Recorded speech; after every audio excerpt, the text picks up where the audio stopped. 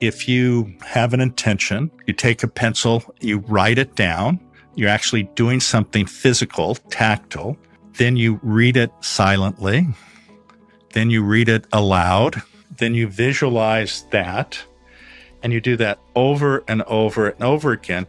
What that will do is then embed that into your subconscious. And then these different cognitive brain networks get activated. Now, can we unpack that just a minute? Sure. Because everyone that listens to this loves to make sure that they just got the instructions from you, Dr. Doty, because I'm like hanging on every word. And so there were a couple steps to that, because you had the physical pencil, you had the act of writing, you had this moment where, if you're watching on YouTube, you saw it, but if you're listening, let me describe it. He sat back in his chair, he put his hands kind of in prayer at his chest, closed his eyes, and he started talking about repeating the thought. Is that the chain of events that you do to encode it in your mind? Yes, absolutely. So what is, will you walk us through it one more time? Yeah. So again, what you want to do is to use all of your sensory organs as much as possible to embed that intention. So by writing it down, by reading it aloud, by reading it silently, by visualizing it, that creates the process where this gets embedded and into your subconscious. And what happens is once you get this embedded, it activates different parts of your brain.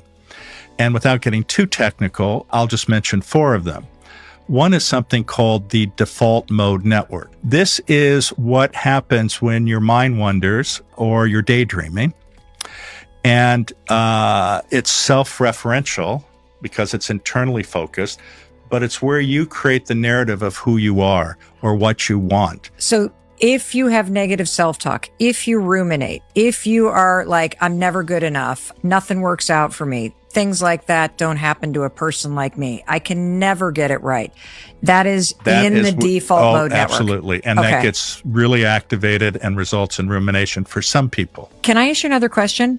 Because one of the things that you said at the very, very beginning is you painted this gorgeous picture of the ability to leverage the remarkable power of your brain to help you get what you truly desire in life, to help you live in heart mode. And you said it's just about believing it. And part of the reason why we have trouble believing it is because of the default mode network and all of these stories you've repeated over and over and over again. Is that fair to say? No, that's exactly correct. And we can reprogram, or we can lay down a new track? Oh, absolutely. And it's available 24/7, and it doesn't matter what's happened to you before. You know, so many people get fixated, well, I don't deserve this because of. We all deserve it. So once this gets embedded and you create the narrative of who you want to be or how you see yourself, what you're doing is you're creating salience. Okay. What's that word mean? It means making it important. Okay. Once something is important, this activates what we call our task positive network. And the task positive network has 3 parts. It has the salience network, it has the attention network, and then it has the executive control network. And once something is salient, what you're basically saying is, this deserves my attention. And by doing it in a very specific way, then that becomes important to you. That gets embedded into your subconscious as something to pay attention to. Once that is defined as something important to you, then that activates your attention network so that then you cognitively focus your attention on whatever that intention is. Okay. Once those are activated, and I use the analogy in the book, it's as if you have a file cabinet and you put this file into the file cabinet that says important stuff. And once that is there, then the attention network is activated, which is, as an example, a bloodhound that says, okay, now there's something there. I need to track this down and figure out what's going on here. Then you activate the bloodhound, and then that gets released. And then once that attention is focused, then it starts looking around through all the possibilities in your environment.